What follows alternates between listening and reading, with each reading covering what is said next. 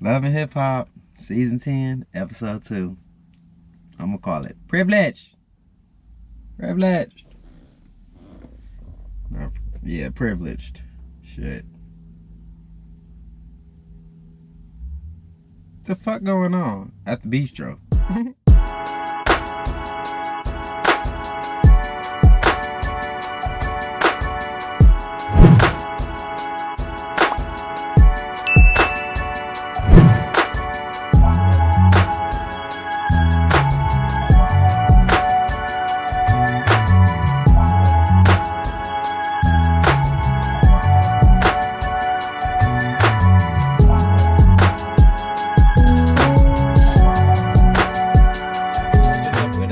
Rashida.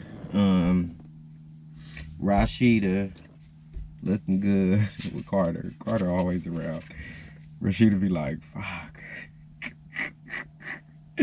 Nah, but we opened up with Rashida talking to Kirk about how Lil Kirk and Kai, girlfriends, got into a fight at the bistro. To where Kelsey jumped in and now everybody was just fighting at the bistro. Having a whole fucking fight at your mom and dad's place of business that they put y'all in charge of. First of all, the first mistake was y'all put your kids in charge instead of putting a person that knew what the fuck they was doing and then putting your kids in selective spots so they can understand how to run the shit. You feel me? I'm gonna come back to that. So all that's happened. I ain't finna tell y'all their names because I don't even remember their names, but all the girlfriends is fighting each other. You already know how that creates division within the household because the dudes go ride with their girl and then the sister gets involved and she just feels like, fuck all y'all already know yeah, that is so funny. That's ghetto as hell. But you know what? Hey. Next, we got introduced to Amaretta the Great. Now, I'm going to let y'all know how I feel about Amaretta the Great. Off top, I like her. I like that. I mean, I haven't really got into her music, but I like her demeanor. I like her spirit. I like her style. I like everything about her. She dope to me. When I look at her, I'll be like, oh, she a dope person. And you have those people that you just look at and you be like, ah, they dope.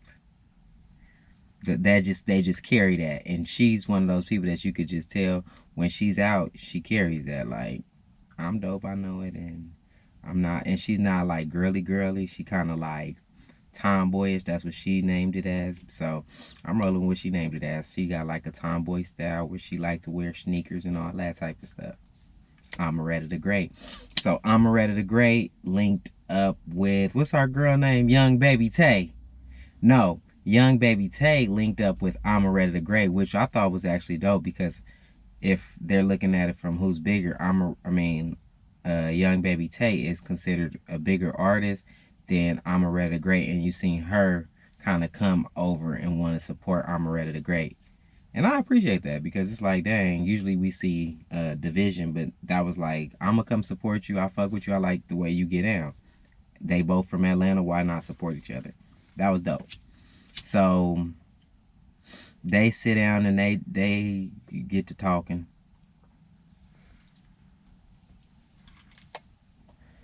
Great chemistry, great vibes. That's that. Then we move on to Louisville, Kentucky. Louisville, where Breonna Taylor was murdered.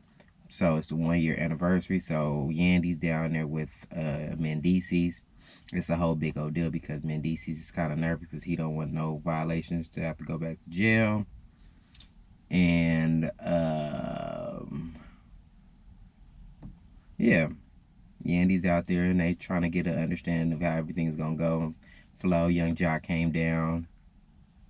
And yeah, they down there to do the damn thing to support Breonna Taylor's mother. I'm not gonna go in there deep about that, but that's what they was there to do. That was dope, and it was good to see. Next, we get a scene with Erica Mena and her sister that came into town to basically support her. And she has basically told her sister that she's having another baby, but she don't know how Safaree's gonna take it. And judging by the way Safaree has been acting, I don't know. I don't know either. Talking about he already ready to get a vasectomy because he don't want no more kids. This is too much for him, and he is, ooh. Okay. I'll be feeling for Eric because I understand it's like, I'm trying. And he's pushing her. He's really pushing her. But it's like she's so nervous. She got to call her sister to tell her. First of all, everybody keeps saying, how does Safaree not know that Erica's pregnant? I can answer that question. I can answer that question very clearly. People that live together but kind of be mad at each other kind of try to avoid each other.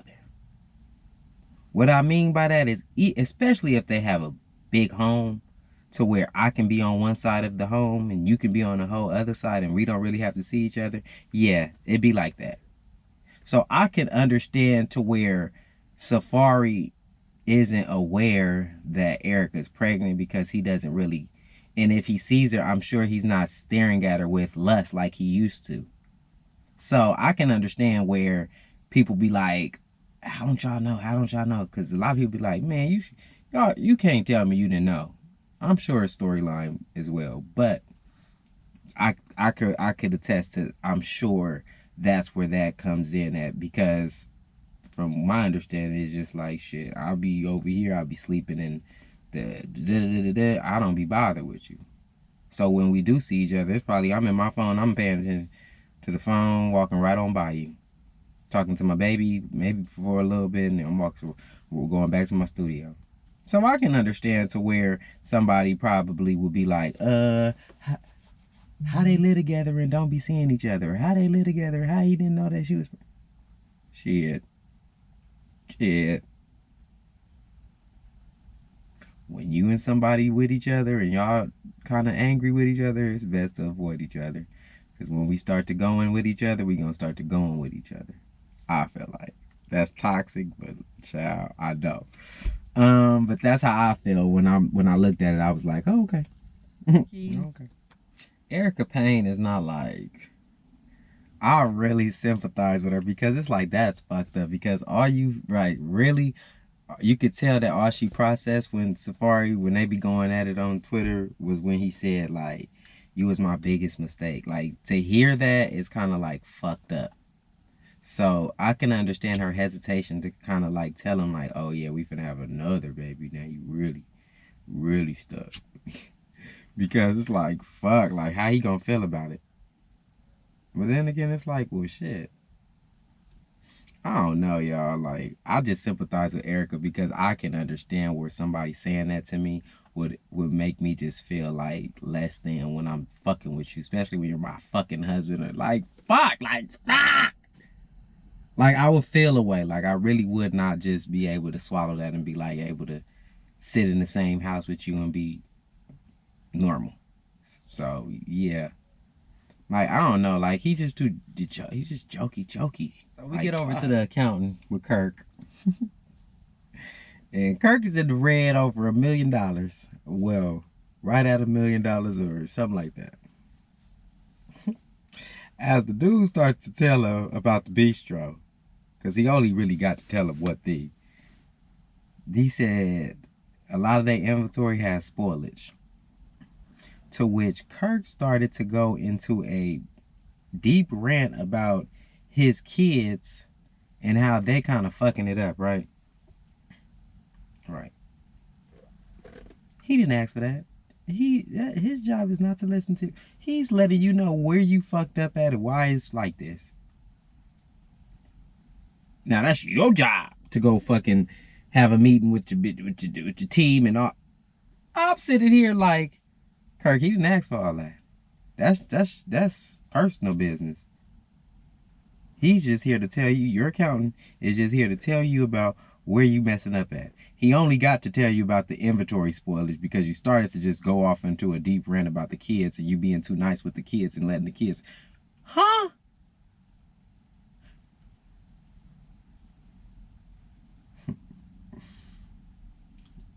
you kind of mess that up on yourself, because to the point of it being spoilage and all that, none of them is food expertise to know, like. So for me, it's like you putting all the fault on the kids is kind of like a cop out. Yeah, there's probably a storyline too. This is the cop out though, because in my head I'm like, first of all, you got your young son as the manager. What is he finna manage? How to be cool at the. You got your other one as a bartender. Like, none of them specialize in the food department. So why in the fuck would you think that they gonna know when the shit is getting spoiled and shit? When what you should have did, Kirk and Rashida, y'all should have brought a professional team in, right? To where eventually you can have each one of them individually go see how that job is ran. So then what you could do is expand, move the people that you have in that one currently to the new location, and move your kids into the current location in the city. But what you did was, all right, y'all, we got a restaurant. You gonna be the manager. You gonna be, you that. And I don't think none of them got proper training on what to do. They borderline got to call bar rescue. Because the fuck is fights at the damn bistro with what?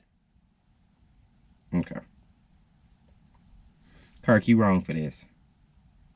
You wrong for this, and then you wrong for dragging that man into your damn story about your kids.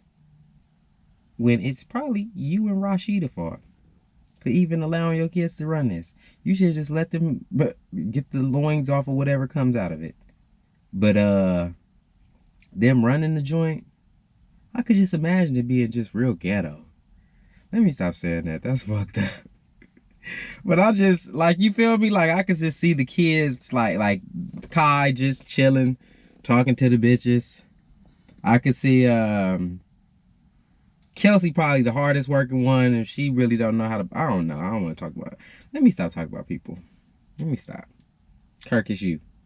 And you're trying to put the onus on these kids. I know. I see you. I know it. I know it when I see it. All right, moving on. We back to Louisville. Jock just got into town. Jock and Mendeces is having a conversation with Until Freedom, the founder of Until Freedom, about basically all the stuff that he like had to like go through, and like, you know, just them having to use their voice. So again, I think that's dope. So I feel like this whole episode was gonna be about that, and that's cool. But yeah, they was back at the back in Louisville doing their protest. Jock just joined. They having a conversation with the protest with the founder of the movement, and you know, they just trying to make sure they take precautions to make sure nobody get in unnecessary bullshit. Like, we don't want Mendeces going to jail. That was the point of all this. Like, Mendeces, we gonna keep you safe, bro. Like, if anything go down, we gonna move you far away from it, which is dope. But you know, Mendeces has that fear of his wife being taken away or something happening to his wife, and he being there, and he's just not being able to just sit there and be able to take that, which is also understandable, because it's like, you think I'm gonna just sit back and let my wife get anything? Oh, okay, got it. So I understand Mendeces, I understand everybody's point, and I'm just happy to see them down there using their voice, because like he said when he was in jail, like, the CEOs used to tell him, like, use your voice when you get up out of here. And that's good to be able to use your voice. Y'all is not super big mainstream people, but y'all have a following, and y'all have people that respect and like what y'all do. So use what y'all got to maneuver in this world to do some good, like to do some fucking good. Like, god damn, do something, help out somewhere. Shit. So then we have Amaretta the Great going to Young Baby Tay's studio session to just talk, chop it up, get an understanding, talk to each other. And she tells us about how her mom used to be her manager Amaretta the Great. And it kind of didn't work out well. She kind of just felt like her mom was kind of doing stuff, but at the same time, she does want her mom's opinion. So it's kind of like she want to go have a conversation with her mom. Young baby Tay has to do something in LA. So she's going to LA and she's going to go see her boo, who is Guap Dad 4000. We know Guap Dad because he's from Cali. So we support and love all our California artists. So I was just excited just to see how this was going to be, because Atlanta versus, I always look at it like a city versus a city, like how your energy mesh with my energy is different because we from different cities. Case in point, we gonna see. So she's telling Amaretta the Great how she's gonna link up with her little boo Guap Dad, and she gotta go do some stuff in LA.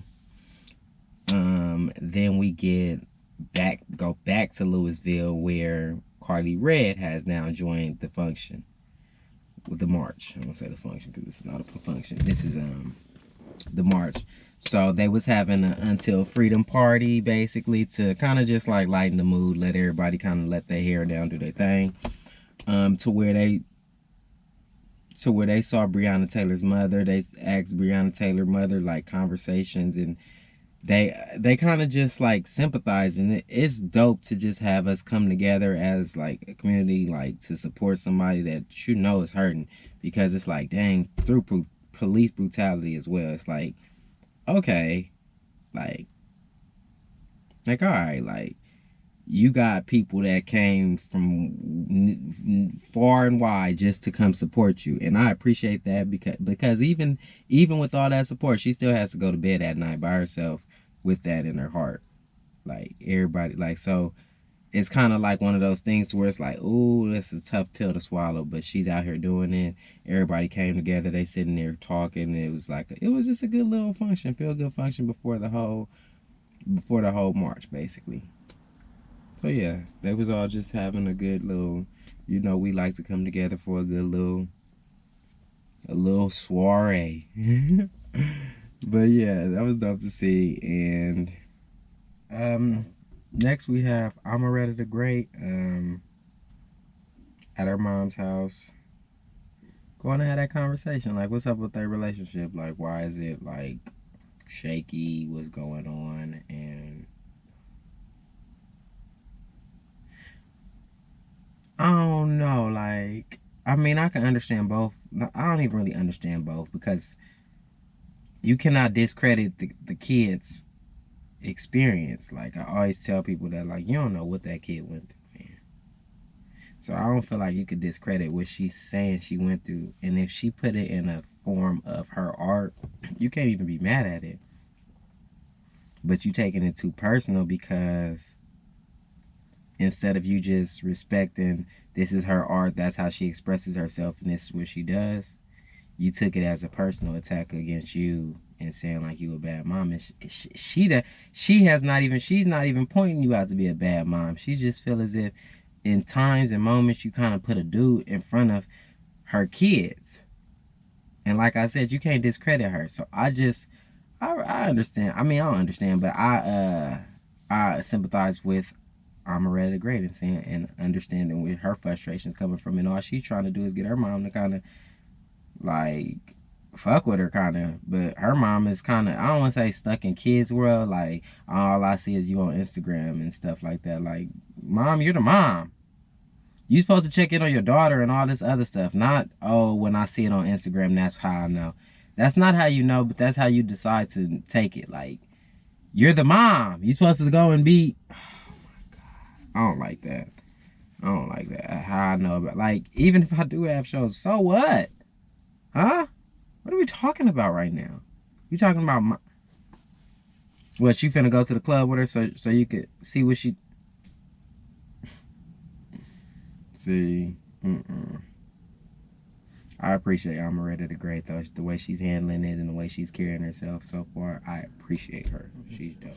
So then we get to the staff meeting. This is what I've been waiting for, personally. The staff meeting, the privilege within this family. Like, Rashida and Kirk, to where I'm mad at y'all is because y'all taking too much, y'all putting too much onus upon the kids to run this restaurant, from my understanding, from what it's looking like. Like,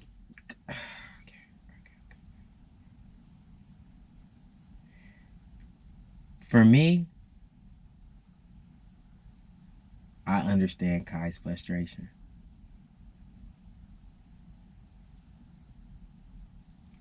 Kelsey's the girl, so they gon' feel sympathy for the girl. The older brother, that's why he's not really in a role. He's just the lingerer, talk to people. And Kai is like left with kind of majority of the responsibility. Not to say that happens in my household or anything like that, but I can understand where Kai just went left, because it's like it seems as if all the pressure came to Mons, everybody saying that Kai's doing favoritism, right? Because again, Kai's the manager and he put him and his girlfriend on while they're suspended. Kelsey, being the sister, didn't like that, so she's like, that's favoritism, I don't like that, that's not cool. Now Kai, he just has a not a meltdown, a fucking flip out. Just I come out, just starts going off, and by the end of this, he just kind of storms off.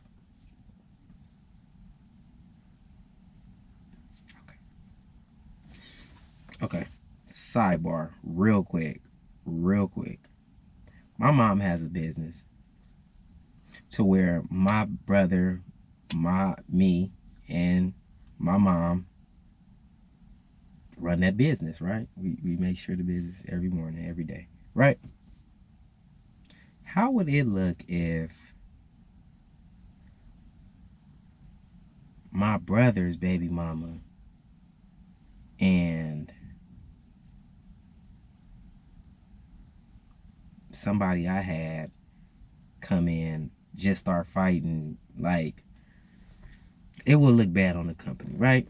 Which means I don't understand how it's even got to this point, right? That's my first mistake, because it's like, I understand they probably have a bigger establishment, they probably got something bigger than what we have, to where we can manage it, we can make sure nothing like that goes to happen. But even with alterations and my brother wanting to come in and do stuff the way he wants to do it, we don't never bump heads to where we feel like somebody's just pissed, like mad at each other.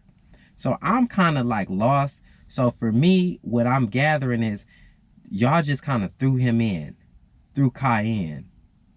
Sometimes my family just throws me in, and sometimes I get the most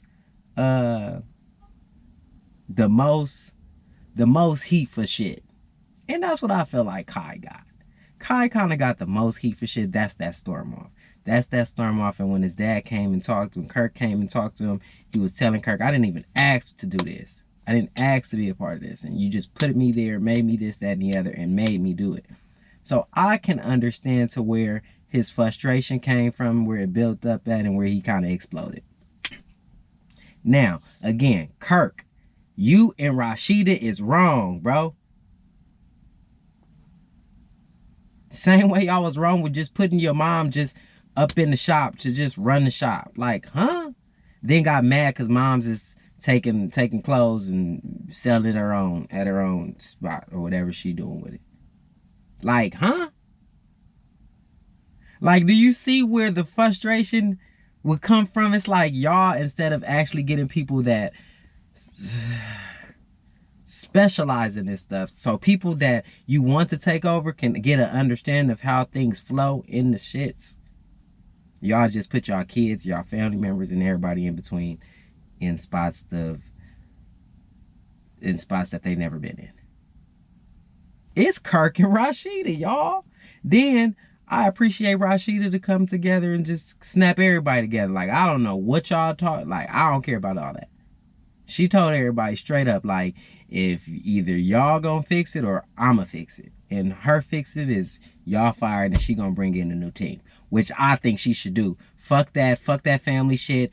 because low key it's fucking up the relationship with y'all family. And that's the most important. Fuck this business. Fuck that. What's most important is the relationship that your siblings have amongst each other, right? That's why I feel like what I brought my daycare, my mom's family business into it. Me and my siblings, we all connect. So it's sometimes we sometimes get there, but then it comes like right there. We back at it. Y'all tearing up y'all siblings because his girlfriend don't like his girlfriend, so the boyfriend's gonna ride with their girlfriend.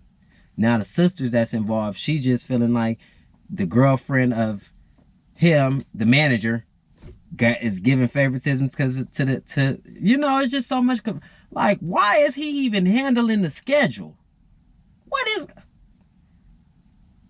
y'all fucking up y'all family aspect of this, which should never be fucked up. To that point, you remove all your kids from that and you bring in staff that you know can handle the situation at hand and make sure inventory don't have spoilage, make sure ain't no fights going down, and make sure people ain't just drinking like just stuff that you can hand, like you can fix this, but instead you want to just bring it into your kids and then expect them to just have it all, like know it all. Like, hell no, they don't know what the fuck they doing. Hell yeah, everything just all over the place. The fuck you expect? My God, what? It's Kirk and Rashida, y'all. It is Kirk and Rashida. They did this. I'm not saying that her little story ain't booming, but that was some shit with her mom. Now it's some shit with the bistro. Yeah, y'all motherfuckers just come in and just family first. Let's family. Like, family don't know shit about shit. I know this one part. Only person that should probably be there is Kelsey, the bartender. But you should have a lead bartender that's telling Kelsey how to make everything go down. You should have somebody in the back being the cook. See, y'all need to call bar rescue. That's what y'all need to call. And Kirk and Rashida, y'all need to stop blaming them kids. Y'all need to take accountability and say, all right, it's us. We need to stop doing this. Like, I get what y'all trying to do, but it ain't working. And it's fucking up y'all business, and now it's fucking up y'all household. If you really want to be 100 with it, it's fucking up y'all household. Like, get this shit together. Because I'll just see privilege like, oh, I'ma just be out here doing whatever the fuck I want to do because I'm the manager. Like, I just get paid to be here. Like, Kelsey probably the hardest working one there because she the bartender. So, people want their drinks. Bar rescue. to the Frost Bistro ASAP. Fuck is that? At least we have them back in Louisville for the Breonna Taylor March. Everybody's down there, everybody's showing support, everybody's on the mic talking, and just down there to give support and love to Breonna Taylor's mother and to show, like, bring awareness to police brutality. So this whole episode was heavy. On the activism, and yeah, sometimes we need some activism in with our drama to keep it going. But yeah, that was season 10 episode 2. Season 10 episode 2, Love and Hip Hop. Like, subscribe to my channel. Let me know if I missed anything. If I did, you guys let me know, and let me know if I was a little wrong on some of the stuff that y'all feel. Like, I'm here to talk. I'm here to let's get it going. Like, yeah. If you want, like, check out some other videos and come back, and we'll be here all, to each his own. I'll be here all season long, nigga.